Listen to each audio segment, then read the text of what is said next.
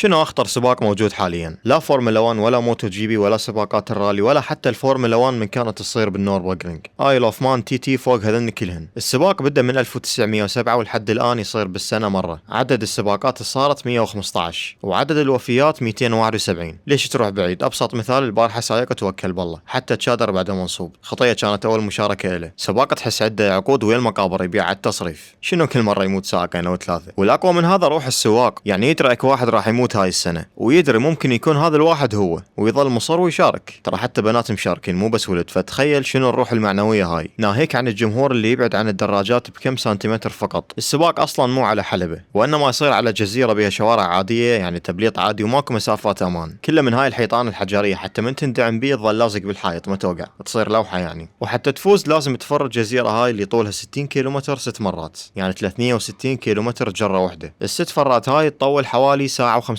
دقيقة. بالنهاية من تخلص الست فرات يشوفون من سواهن بأقل وقت، وهيك يصير الفائز. بالنسبة للفئات أقوى فئة بيهن السوبر بايك. بالمناسبة أنا مصور دراجة سوبر بايك من هاي الفئة وشارح على كل تفاصيلها. وراها تجي سوبر ستوك، سوبر سبورت، سبورت بايك وسايد كار، وكل فئة من ذن بيها فائز. وعادي اكو متسابقين يشاركون بكل هاي الفئات عدا السايد كار. ورا ما تكمل هاي الحفلة يصير سباق ختامي اسمه سينيور تي. هنا يجي السائق ويختار اما يدخل بدراجة سوبر بايك او سوبر ستوك. وسؤال هنا، شلون البشر تخطى مخاوفه ودخل هيك مخاطرة يموت بيها الناس كل سنة؟ واكيد انا هم راح نسأل السؤال الشهير، شلون اشوف هذا السباق؟ روح للموقع مالتهم واشتري التيكت وشوف السباق.